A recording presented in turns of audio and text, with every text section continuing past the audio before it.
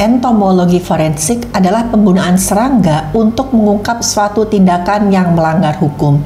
Serangga yang ditemukan di tubuh manusia bisa digunakan untuk mengetahui perkiraan kapan seorang manusia kehilangan nyawanya.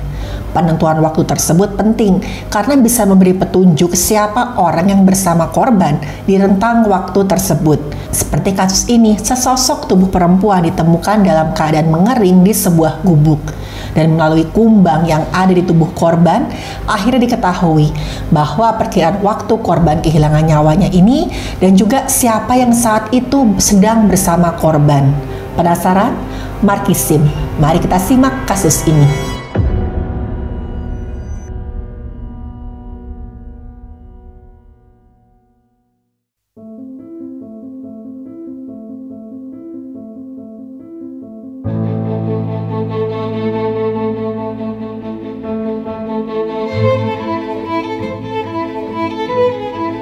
Halo, saya Dr. Stefani. Saya seorang dokter spesialis forensik dan saya melihat apa yang tidak semua orang lihat. Suatu hari ada masyarakat di sebuah desa yang digegerkan dengan penemuan jasad manusia tanpa identitas. Dan jasad ini ditemukan di sebuah gubuk yang terletak di tengah-tengah perkebunan. Awalnya ada seorang warga tuh curiga ketika dia lewat gubuk tersebut, dia mencium ada bau yang gak sedap. Karena curiga, dia datangilah gubuk tersebut dan dia buka pintu. Dan saat itu dia kaget melihat ada sesosok tubuh yang sudah dalam keadaan separuh menjadi kerangka ada terbaring di dalam gubuk tersebut.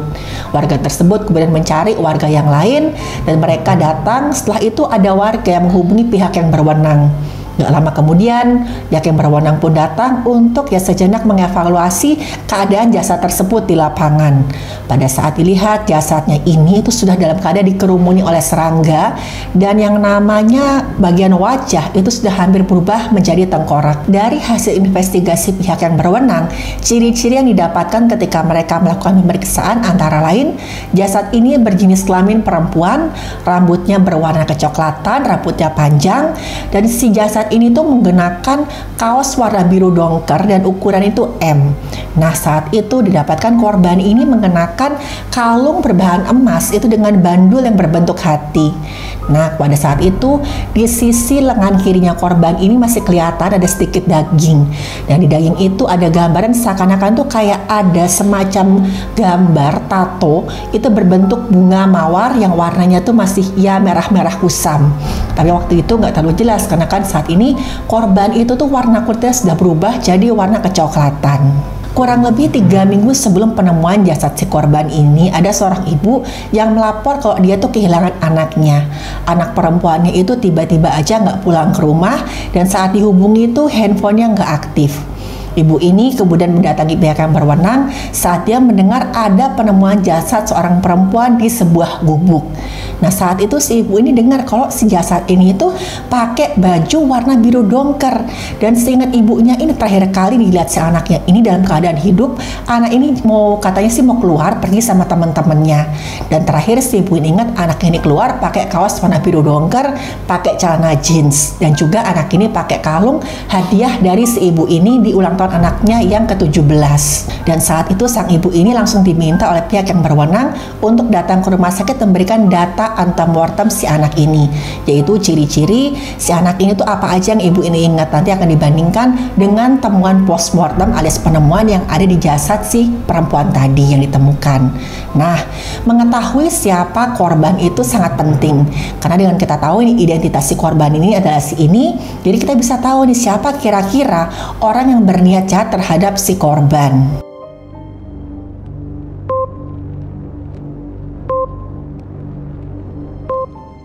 Hasil pemeriksaan dari dokter spesialis forensik didapatkan jasad ini berjenis kelamin perempuan. Usianya antara 18 sampai 25 tahun dan saat itu tubuhnya sudah mengalami mumifikasi atau kering mayat. Nah, jadi jasad yang sudah mengalami mumifikasi itu memang ciri khasnya sama seperti jasad ini saat ditemukan. Kulitnya berwarna kecoklatan, terus juga mengkerut, dan juga beberapa bagian tubuhnya itu sudah saking mengkerutnya seakan-akan sudah berubah menjadi tengkorak. Dari hasil pemeriksaan terhadap jasad ini didapatkan data postmortem, antara lain korban ini punya tanda lahir di bagian punggung berupa bercak, warnanya itu kehitaman, itu masih kelihatan di beberapa bagian kulit yang tersisa di bagian punggung korban. Ada juga jaringan parut di bagian perut sisi kanan bawah. Selain itu ada tato berbentuk mawar di lengan sebelah kirinya. Nah, pada saat dibandingkan dengan data antemortem yang diberikan oleh ibunya korban sebagai ciri-ciri anak yang hilang itu, memang anak yang hilang ini, si korban ini punya tanda lahir di bagian punggung. Dan si korban ini juga pernah mengalami operasi usus buntu kurang lebih 2 tahun yang lalu. Tambah lagi, si ibu ini ngomong kalau beberapa minggu yang lalu dia sama anaknya ini sempat bertengkar gara-gara si ibu korban ini nggak setuju saat anaknya selesai membuat tato. Dan ibu ini ngetatonya itu bentuknya bunga mawar merah di lengan sebelah kiri. Akhirnya berdasarkan perbandingan data postmortem dan data antemortem ini, data dari mayat dan juga data yang diberikan oleh si ibu, disimpulkanlah kalau memang jasad ini adalah anak dari sang ibu. Diketahui korban ini sebut saja bernama Bunga, usianya 23 tahun. Hasil pemeriksaan lebih lanjut dari dokter forensik ditemukan ada banyak sekali serangga di tubuhnya korban. Kebanyakan serangganya itu adalah kumbang. Ada juga luka memar di bagian leher dan juga dadanya korban. Dan waktu diperiksa di bagian dada itu, waktu ditekan ada suara derik tulang. Pada saat dilakukan otopsi didapatkan organ-organ dalamnya korban ini relatif masih utuh karena proses mumifikasi tadi, pengeringan mayat. Tapi saat itu organ-organ dalamnya korban ini sudah mengerut dan berubah warna jadi kecoklatan. Ada juga resapan darah di otot-otot lehernya korban. Dan waktu otot lehernya dibuka kelihatan kalau yang namanya tulang leher dan tulang lidahnya korban ini patah. Ini menunjukkan ada kekerasan tumpul yang sangat kuat pada lehernya korban. Di bagian dadanya korban didapatkan ada patahan pada tulang iga kanan dan kiri. Patahannya itu mencorok ke dalam dan sekeliling patahannya itu ada resapan darah. Ini menunjukkan kalau patahan pada tulang iganya korban ini terjadi sebelum kematian karena adanya tanda peradangan tadi. Dan ditetapkan kalau sebab kematian korban adalah kekerasan tumpul pada bagian leher yang mengakibatkan tersumbatnya jalan nafas sampai korban ini. Mumifikasi itu adalah salah satu bentuk modifikasi pembusukan. Jadi mayat yang sudah mengalami mumifikasi ini sebenarnya agak sulit kalau ditentukan kapan kira-kira perkiraan waktu kematiannya. Karena cepatnya proses mumifikasi pada mayat itu sangat dipengaruhi ya berapa panasnya dan juga kekeringan udaranya. Mumifikasi pada korban itu paling cepat yang dicatat pada jurnal kedokteran itu selama 2,5 minggu, dan yang paling lama itu selama 7-8 bulan. Nah, kok ini kita lihat ya rentangnya tuh panjang sekali, luas sekali, jadi nggak bisa ditentukan kira-kira kapan sih korban ini terakhir kali dia tuh menghembuskan nafas terakhirnya.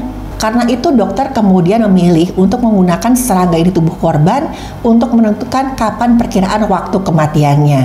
Nah, ilmu yang digunakan oleh sang dokter ini disebut juga dengan entomologi forensik, yaitu sang dokter memanfaatkan peranan serangga di tubuh korban ini untuk mengetahui perkiraan waktu kematian.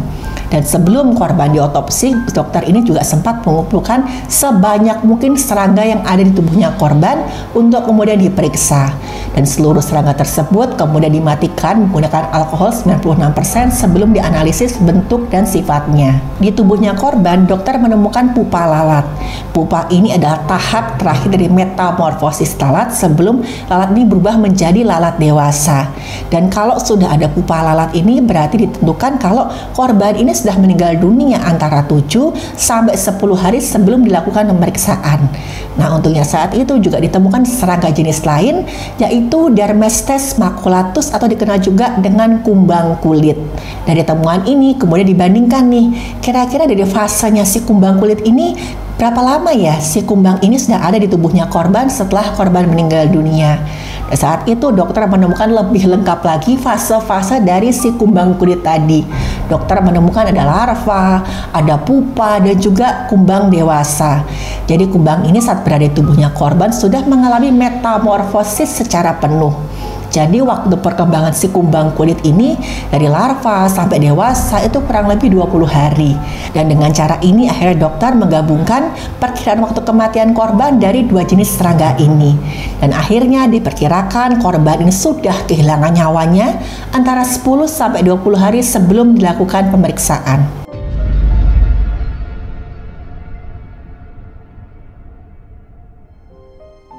Berkat kesigapan pihak yang berwenang, akhirnya pelaku ditemukan.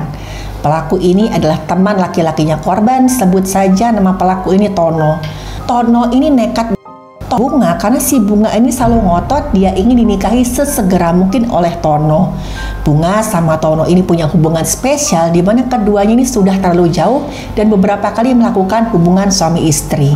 Padahal si Tono ini gak ada sama sekali dia niat untuk serius dengan Bunga.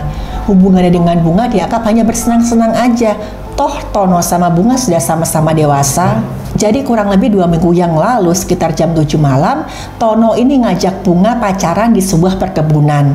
Waktu mereka sampai ke sebuah perkebunan yang sepi, di sana mereka saling merayu, dan saat itu di tengah-tengah kegelapan, gak ada orang yang lewat. Mereka tuh terbawa suasana dan akhirnya Tono sama Bunga melakukan hubungan suami istri di tengah-tengah perkebunan yang sedang sepi itu. Dan setelah selesai tiba-tiba aja Bunga ini nanya ke Tono, "Tono, kapan kamu mau datang ke rumahku untuk melamar aku?" Dan Tono saat itu lagi males ya, dia mikirnya kita baru aja senang-senang ngapain sih merusak suasana. Tono asal menjawab aja, dia bilang, "Iya, nanti aku pasti datang ke rumah kamu untuk melamar kamu." Tapi mendengar jawabannya Tono, bukannya si Bunga ini lega, Bunga malah marah.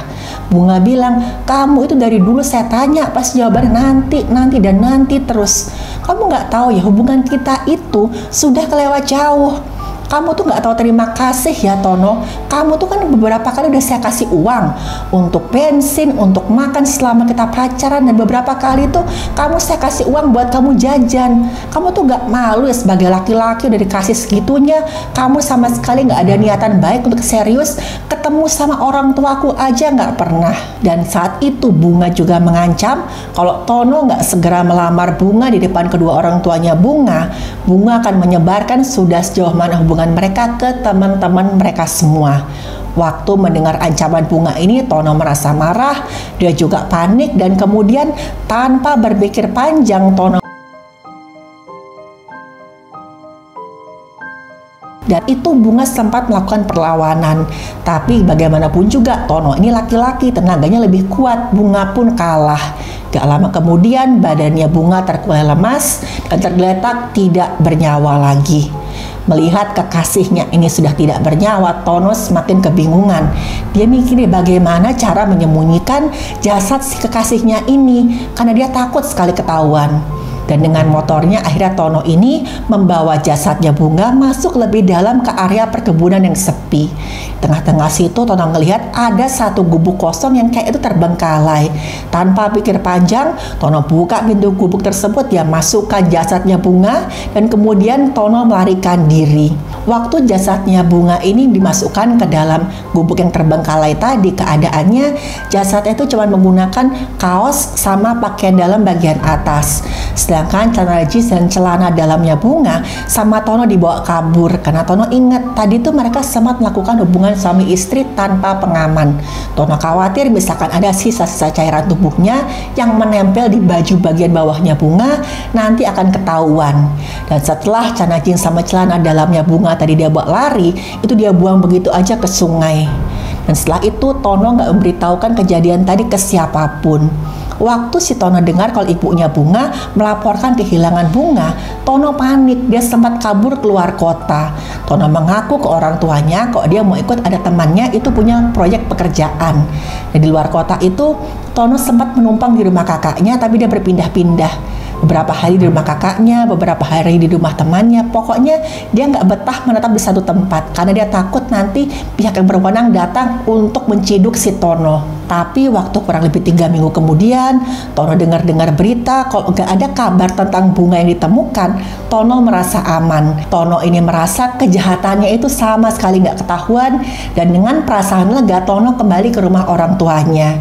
Tapi baru sekitar 2 hari di sana, tiba-tiba aja pihak yang berwenang pun datang ke rumah orang tuanya Tono untuk menanyai tentang bunga.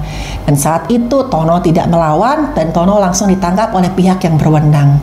Dan pada akhirnya setelah memberikan pengakuan yang sebenar-benarnya di depan pihak yang berwenang, Tono harus mempertanggungjawabkan perbuatannya di depan hukum. Kumbang itu sering dianggap sebagai makhluk yang menjijikkan dan bahkan menakutkan bagi sebagian orang.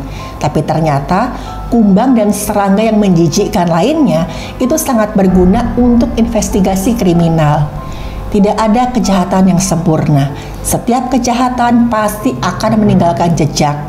Keadilan akan selalu menemukan jalannya, walaupun petunjuknya itu dari seekor binatang kecil seperti kumbang. Terima kasih sudah menonton video saya. Silakan like, share, dan subscribe.